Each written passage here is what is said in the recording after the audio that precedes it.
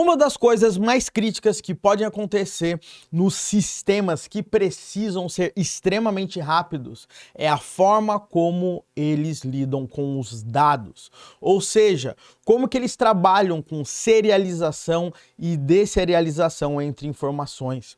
Hoje em dia, o JSON já virou padrão, né? Porém, muitas vezes a gente não coloca qual é o custo computacional que nós temos em relação a serializar e desserializar, né? A gente tem uma preferência muito grande, né, com tipos de dados que são human readables, ou seja, onde nós conseguimos olhar os dados para entender um pouco melhor. E tudo tem um preço. Agora, você já imaginou diminuir esse tipo de tempo em muitas vezes e deixar o seu sistema cada vez mais performático? Então é por isso que hoje você precisa aprender mais sobre flat buffers. Então, vamos nessa!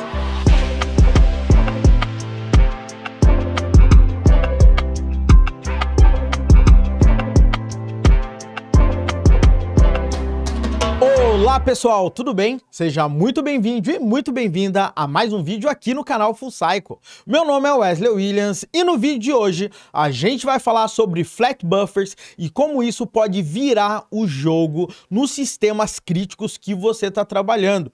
Quando você trabalha com flat buffers, a sua aplicação vai ficar muito mais rápida porque você não precisa mais serializar e desserializar informações. Então, vamos dar uma olhada com calma em todos esses aspectos. Mas antes da gente ir direto ao assunto, eu já gostaria muito de pedir para você deixar um joinha aqui nesse vídeo e também se inscrever e ativar as notificações aqui do canal. Assim, sempre quando um vídeo top que nem esse for pro ar, você vai ser notificado ou notificada. Maravilha? Galera, sem mais delongas, né? Vamos falar hoje aqui, o assunto é flat buffers, como é que isso funciona. Eu sei que muitas pessoas, talvez você nunca nem tenha ouvido falar, né? Mas hoje você vai ter uma aula disso aí e eu acredito que você vai ficar de boca aberta. E quanto tempo você já perdeu em sofrer com serialização e desserialização de informações. Então, vamos lá, galera. Para facilitar a vida, eu criei um simples material aqui para te ajudar a entender um pouco melhor esse tipo de raciocínio que eu vou fazer. Então, eu vou te mostrar uma ideia um pouco geral de como isso funciona e depois a gente vai colocar a mão no código para você ver isso funcionando na prática. Então, vamos lá, galera. Vamos falar sobre flat buffers. Não, vamos lá então. Deixa eu colocar aqui na minha tela para vocês. Também vou aumentar um pouco o zoom para ficar melhor para vocês verem, tá? Bom, pessoal, o lance é o seguinte, tá? Antes da gente sair falando em flat buffers, eu quero que você entenda, tá, que tudo tem um preço quando a gente vai trabalhar. E quando a gente trabalha com sistemas verdadeiramente críticos, qualquer otimização vai fazer diferença. Eu vou dar um exemplo muito claro, principalmente você que faz muita comunicação entre dispositivos móveis, né? Então, um celular pegar um JSON gigante para ele conseguir trabalhar tem um custo muito grande, tá? Então, somente para a gente lembrar e organizar os dados. O que é serialização e desserialização? O ponto é o seguinte, serialização é quando você pega uma informação e coloca essa informação num determinado formato, tá? Então, vamos imaginar que eu tenho um arquivo JSON, então significa, tá, que esse arquivo JSON, ele tá bonitão lá, eu consigo olhar, eu consigo entender. Mas muitas vezes eu tenho que trafegar esse tipo de coisa. Então o que eu faço? Eu serializo essa informação vai ser diminuída, tá? E depois, quando alguém vai ler, ele vai desserializar para que você consiga ter acesso a esses dados. O grande ponto é que esse processo tem custo, tá? E esse custo ele vem de CPU, tá? E ele vem também de memória. Por quê? Porque quando a gente trabalha dessa forma, a gente tem que criar objetos na memória e fazer a alocação desses objetos para depois a gente poder ler essa informação. Isso tem um custo e o custo é alto. Quem nunca recebeu um payload gigante e depois, com isso, a aplicação ficou um pouco mais lenta, né? XML, nem te falo. É maior ainda, normalmente, os padrões quando você trabalha com XML do que JSON, né? Então, o grande ponto que eu quero trazer aqui é que quando a gente trabalha com esse tipo de serialização, a gente tem alto consumo de CPU, essa parada é lenta, tá? Toda vez que você trabalha com JSON, né, na hora de fazer esse processo de packing, unpacking e etc., você tem que fazer com que essa informação seja adequada a uma nova estrutura de dados. Isso também tem um custo muito grande por conta da inferência do tipo de informação. Por exemplo, veio um inteiro, então vamos tentar casar isso aqui nessa estrutura de dados como inteiro. Isso aqui veio num formato de string, vamos tentar inferir para colocar no formato de string, data e etc, e etc. Então, o ponto que eu estou querendo fazer aqui é que essa parada é lenta, principalmente se você está trabalhando com sistemas bem críticos. Agora, eu quero falar com vocês sobre flat buffers e como que isso pode te ajudar no dia a dia. O que são flat buffers aqui no final das contas, galera? Flat buffers é uma tecnologia que também foi feita pelo Google, tá? O Google também tem uma outra tecnologia chamada Protocol Buffers, a gente já vai falar um pouquinho dela, mas qual que é a ideia do flat buffers, tá? Ele é muito rápido, tá? E ele trabalha no formato binário, ou seja, os dados que você vai trafegar é binário e ele é esses dados são muito pequenos mesmo, tá? Então isso aí vai fazer uma diferença gigantesca, tá? Para que isso aconteça, você tem que definir um esquema de comunicação. E eu adoro quando esse tipo de coisa acontece, porque de uma forma ou de outra você trabalha com contratos e você evita problemas como, por exemplo, o cara te mandou um JSON que, por exemplo, era um inteiro e ele botou entre aspas e já quebrou o seu sistema, por exemplo. Legal? Como que funciona a ideia aqui, tá, do flat buffers? Vamos imaginar o seguinte, eu tenho um esquema, tá? Nesse esquema eu coloco um namespace, tá? E aí eu crio uma tabela. Tabela é uma estrutura de dados aqui para ele. Então vamos imaginar que eu coloquei aqui course, vai ter um ID que é um inteiro, um name que é uma string e uma description que é string. E eu falo que para eu acessar esse cara, né? Porque eu posso ter dados compostos, né? E etc. Eu falo que o ponto de entrada para eu acessar os dados é o meu course. Legal? O que eu vou fazer com isso? Eu vou pegar, jogar isso por um compiler, né, um programinha que você roda um comando, e esse compiler ele vai gerar, tá, um código na sua linguagem de programação. Legal? Esse código ele vai te ajudar a manipular o arquivo binário quando você for trabalhar com o flat buffers na sua linguagem de programação. É bem parecido nesse caso a ideia do protocol buffers, tá? Porém, os arquivos que são gerados aqui são infinitamente menores, mais simples e mais leves para você conseguir trabalhar. Então tudo começa a partir de um namespace. Esse namespace você vai compilar e ele vai gerar vamos dizer assim, uma classe que você vai trabalhar com isso aí dentro da sua linguagem de programação, tá? O que acontece aí nesse caso? Quais são as principais vantagens de você trabalhar dessa forma? Primeiramente, você consegue fazer uso de tipos primitivos, então não há necessidade de inferência, tá? Como você recebe um arquivo JSON e a sua linguagem de programação tem que inferir para qual tipo ela tem que utilizar. Legal? Ou seja, você trabalha de forma fortemente tipada. Uma outra coisa, e isso faz toda a diferença, eu acho que esse é um dos principais pontos, honestamente falando aqui para você, que é o seguinte, não existe alocação na memória, tá? Como o protobuf faz, tá? O que isso significa?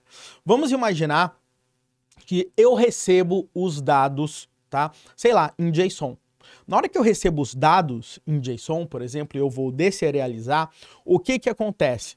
Eu vou pegar esses dados, vou criar objetos na minha memória e vou hidratar esses objetos na minha memória para depois eu fazer acesso a esses objetos. tá? É basicamente isso que acontece quando você está trabalhando aí com diversas tecnologias. E isso a gente inclui o Protocol Buffers, que é uma tecnologia fantástica também para você trabalhar com dados e serialização e etc, tá? Ou seja, você tem dois passos. O primeiro passo é ele serializa, joga isso na memória e você acessa esses objetos na memória. Legal? Quando você trabalha com flat buffers, você não tem alocação desses dados na memória. Por quê? Porque esses dados, eles são lidos diretamente de um buffer. Então você não tem esse processo de unpacking para que você consiga acessar esses dados. Então ele não precisa fazer com que você acesse dados diretamente na memória. Você bote os dados na memória e depois você acessa. Você acessa esses dados a quente vindo de um buffer e isso aí vai fazer toda a diferença. Legal? Uma coisa interessante, tá? Quando a gente fala que, poxa, a gente vai trabalhar com acesso a dados binários, ali que a gente está trafegando, a gente já pensa, poxa, mas trabalhar com binário vai ser muito ruim, porque no final das contas, o que vai acontecer? Eu não consigo ler esses dados, eu não sei se essas informações estão corretas. E você tem toda a razão de pensar dessa forma. E é por isso, tá, que quando você trabalha com um flat buffer, você tem a possibilidade de pegar esse arquivo binário, transformar, por exemplo, esse arquivo em JSON para você debugar também, legal? Então, você consegue pegar um arquivo JSON, tá? Para você ler, converter esse cara para binário, ou você pode pegar um binário, converter ele para JSON, ou você pode pegar um arquivo num formato ali, né, ou seguindo aquele esquema e transformar para binário também, legal?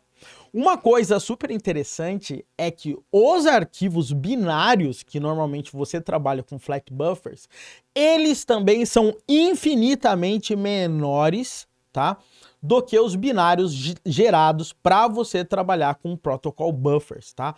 Galera, uma coisa importante para eu falar aqui, eu sei que muita gente está ouvindo eu falar em protocol buffers e talvez você não saiba o que é protocol buffers, mas protocol buffers é uma forma, tá, de você também trafegar, serializar e deserializar informações. Normalmente, o protocol buffers hoje em dia, ele é a forma que você utiliza de serialização de dados quando você utiliza o gRPC, por exemplo. O gRPC ele faz uma chamada RPC utilizando HTTP2 e os dados são trafegados e estão em protocol buffers, tá? Então esse aí é um ponto importante, tá? Então o flat buffers nesse caso ele acaba sendo um concorrente do protocol buffers, tá?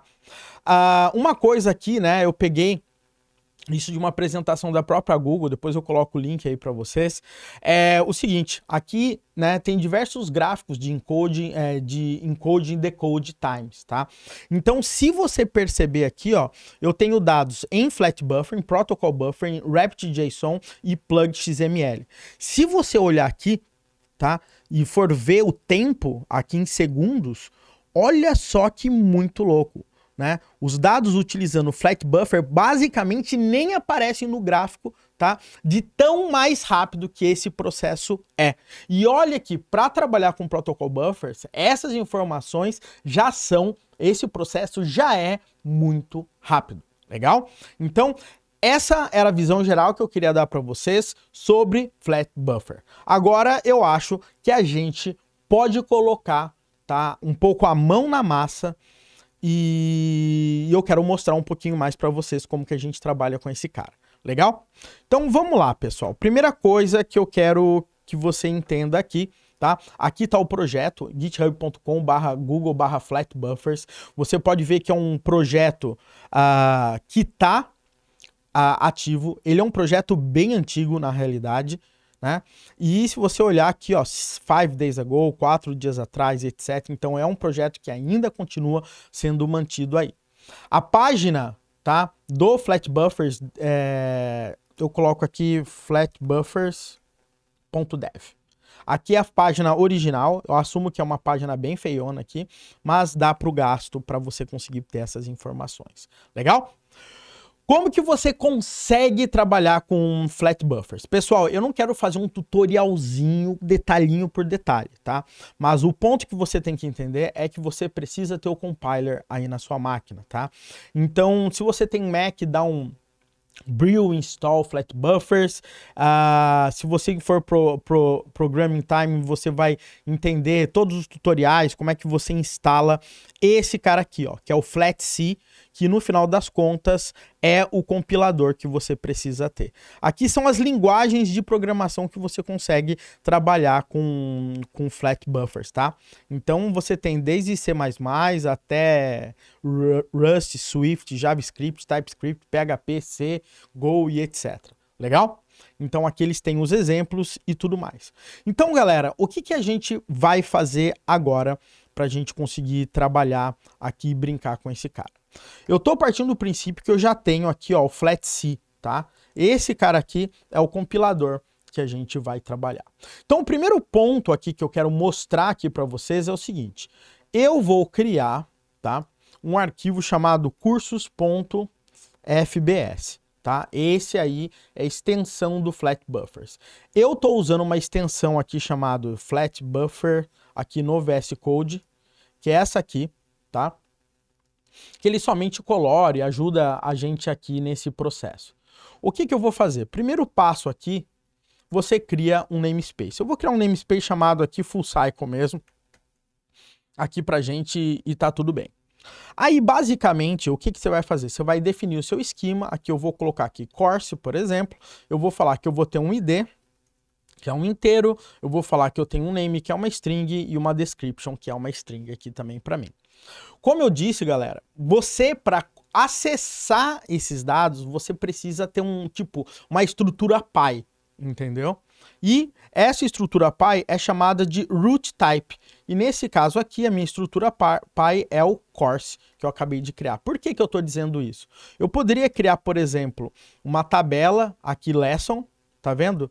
E eu poderia, sei lá, colocar a lesson dessa forma aqui, entendeu? Mas para eu acessar a lesson, eu começo através de course. Por isso que a gente tem aquele root type ali pra gente. Beleza?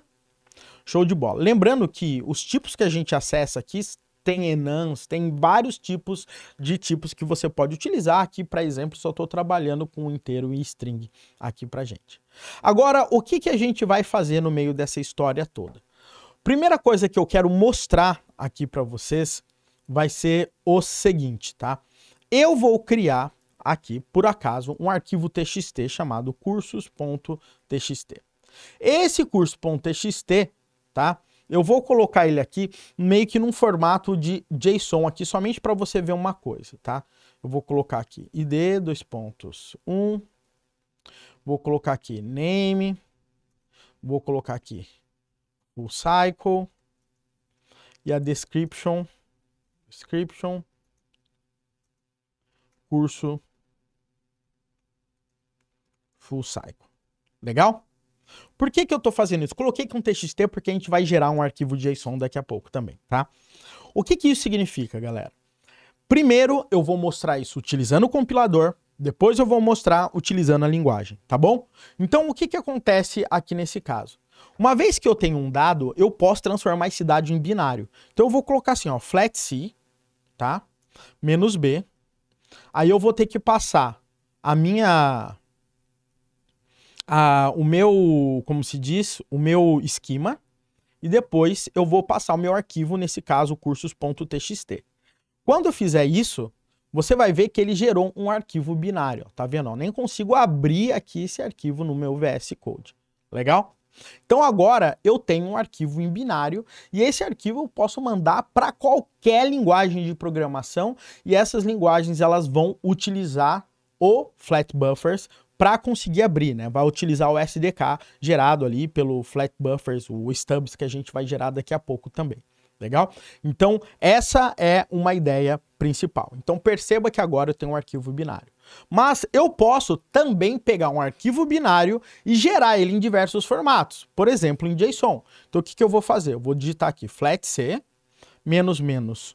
raw binary, -t, que é o tipo de JSON, e eu vou colocar aqui cursos FBS, que é o meu esquema, e depois eu vou passar o arquivo binário que eu quero utilizar. Então vou dar um Enter, e se você olhar aqui, ele gerou cursos.json com as informações que eu estava trabalhando. Se você olhar aqui, esse JSON, ele não veio aqui entre aspas. Você tem uma opção que, se eu não me engano, é -- strict JSON. Deixa eu ver se ele vai. Strict JSON. Se não funcionar, depois você olha na documentação. Aqui, ó.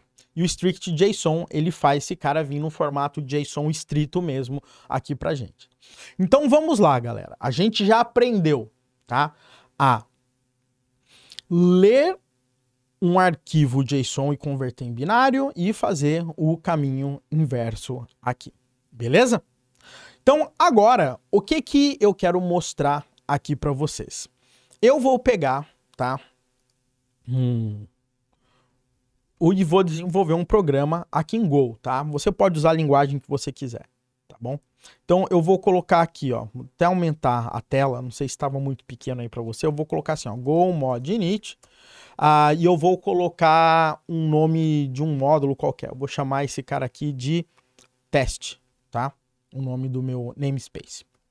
Maravilha? Então criei esse cara aqui, vou criar um arquivo main.go, e nesse meu arquivo main.go eu vou falar que eu tenho um package main, eu tenho uma função main que é a minha função principal, tá? Então se eu rodar aqui, ó, fmt, println, hello world, eu vou dar um go run main.go e tá aqui nosso primeiro programa em Go funcionando. Agora, o que eu tenho que fazer uma vez que eu tenho esse cara aqui? Eu tenho que usar o compilador para gerar um código em Go para mim, para que eu consiga trabalhar com flat buffers. Isso também é muito comum quando você está trabalhando com protocol buffers, com gRPC e etc. Como que a gente faz isso? A gente usa o compilador. Então, como é que funciona aqui? Funciona assim, ó. Você vai colocar flat C, -- a sua linguagem, e vai passar o esquema que você quer trabalhar. Tá? Então, nesse esquema, o FBS, onde tem aquela definição que a gente colocou. Vou dar um Enter aqui e você vai perceber que ele vai pegar e vai criar uma pasta utilizando o namespace que a gente colocou aqui, né, no FBS, o namespace full cycle. E aqui dentro ele gerou um arquivo course.go. Esse arquivo course.go ele foi gerado automaticamente, tá? E se você perceber, tá? Ele tem aqui, ó, algumas linhas, 78 linhas de código, tá? Que eu não quero nem saber como é que ele funciona por enquanto, para eu conseguir trabalhar com esse cara, beleza? Agora aqui, como que eu consigo trabalhar isso utilizando a linguagem Go aqui nesse caso, tá? Então, primeira coisa aqui, você vai fazer o seguinte, você vai criar um builder, tá? E vai ter aqui um camarada chamado flat buffers new builder, e aqui eu vou colocar um tamanho, 1024. Legal? Perceba aqui que ele já importou aqui para mim. Eu só vou baixar esse pacote na dependência, tá? Então aqui, ó. Então agora eu já vou começar a trabalhar com esse cara. Agora vamos imaginar que eu tô querendo, tá? Criar um curso para eu guardar num objeto aqui, para eu conseguir trabalhar com flat buffers. Então eu vou colocar assim, ó. Course name, eu vou colocar builder.create string. Por que eu estou criando uma string?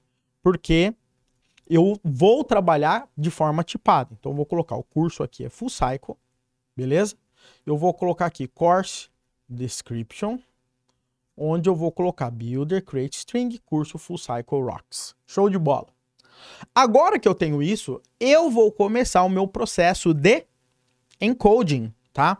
Então o que eu vou fazer? Eu vou pegar aquele namespace que ele criou para mim, ó, que é full cycle, tá? E eu vou usar um método chamado course start. E no course start, eu vou passar esse builder que eu acabei de criar aqui. E agora, galera, a coisa ficou simples. Eu vou colocar full cycle.course add ID e eu vou passar o builder e o ID 1. Aí eu vou colocar full cycle course add name, vou passar o builder e o course name que eu criei. E full cycle course description, né? Passando o description que eu criei. Legal? Agora que eu fiz isso, o que eu vou fazer? Eu vou pegar esse dado aqui e eu vou transformar aqui course fullcycle.course end e vou passar meu builder. O que isso aqui significa, galera? Que esse dado aqui, agora, tá? Ele tá utilizando o flat buffers. Então aqui, galera, eu já tenho uma construção de flat buffers. Você pode fazer isso utilizando... Cada linguagem tem uma forma de fazer isso, né? É mais ou menos como um set que a gente está fazendo, tá? A única diferença é que você tem que passar o builder antes de passar o valor. Mas é exatamente um tipo de um get set, né? Que a gente acaba trabalhando. Agora, uma vez que você terminou esse processo, você simplesmente vai dar um builder.finish e vai passar o course para indicar que você finalizou esse processo aqui. Maravilha? Então aqui, galera, a gente já tem aqui guardado com a gente um dado com flat buffer. Simples assim, tá? Basicamente é um set, você só tem que fazer a criação e tudo mais. Cada linguagem tem uma forma, o Go, ele é uma linguagem meio verbosa, então tá meio assim, mas, cara, é super de boas trabalhar. Agora, uma vez que a gente já tem os dados aqui com a gente, e se eu quisesse, tá, acessar esses dados? Porque aqui a gente serializou, né? Como que eu deserializo esses dados? Lembra que eu falei para você que para deserializar você não precisa rodar um processo para ele criar os objetos na memória, para daí você acessar esses objetos? Nesse momento aqui, para deserializar, você deserializa acessando o buffer da informação. Então eu vou criar aqui o buffer, tá? Dois pontos aqui, builder.finishBytes. O que significa isso, galera? Esse cara aqui gerou um buffer para mim agora, tá? E esse cara aqui tá com os dados no formato de flat buffer. Então eu não preciso alocar isso na memória para acessar, porque eu tenho o buffer recebendo ali em tempo real para mim essa informação. E então o que acontece? Eu tenho que acessar e navegar por esses caras. Então o que eu faço aqui? Eu vou pegar, por exemplo, o meu curso, tá? C, eu vou chamar, e eu vou pegar fullcycle.get sroot course e vou passar o buffer aqui para mim. Por que eu vou passar esse buffer? Porque olha só, eu tenho uma estrutura, tá, do flat buffer e eu tenho o buffer. Então eu vou passar o buffer para essa estrutura e vou acessar esses dados em tempo real. Então agora aqui o que eu posso fazer? Eu posso acessar o dado, fmt, println, e eu vou colocar aqui c.id